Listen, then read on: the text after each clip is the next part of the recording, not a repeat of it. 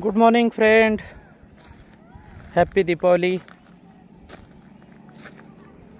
सकाळी मॉर्निंग वॉकला निघत असताना शहरावर पूर्ण धुक्याची चादर आपल्याला पाहायला मिळत आहे। गुंजेटी रोडला फिरायला आलेलो आहे, ज्यामध्ये RS पार्क सिटी गुंजेटी रोडची आपल्याला पाहायला मिळत आहे,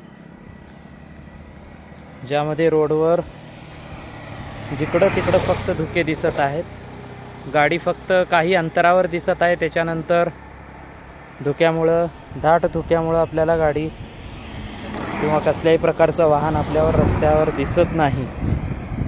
त्यामुळं सावकाश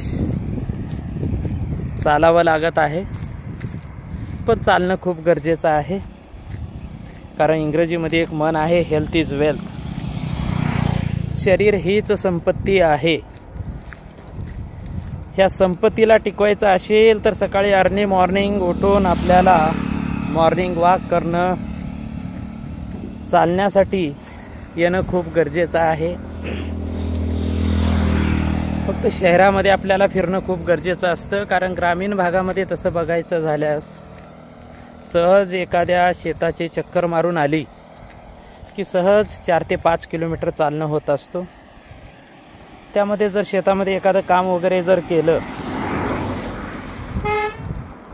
तर कॅलरीज पण बर्न होत असते, ज्यामुळं जे अन्न आपण खाल्लेलं आहे, जेवण जेवलेलं आहे, ते अन्न पचवण्यासाठी पण मदत होत असते। पण शहरामध्ये सकाळी अर्ली मॉर्निंग 6च्या अगोदर जर चालण्यासाठी जर आपण आलो तर 6च्या अगोदर सूर्यप्रकाश पडण्याच्या अगोदर एक स्वच्छ ऑक्सिजन आपल्याला ह्या वातावरणातून, ह्या निसर्गातून मिळत असतो, ज्यामुळं शरीर फिट ठेवण्यासाठी मदत होत असते। जवळपास 1 तास चालत आहे, ज्यामध्ये डिजिटल वॉचमध्ये जर पाहिलं आपण 8000 स्टेप्स झालेले आहेत। अजून इथून घर जवळपास 2.5 किलोमीटर आहे, म्हणजे आजचं सकाळचं 7 ते 7.5 किलोमीटर चालणं होत आहे। हे फक्त आजच्या दिवसासाठी झालं,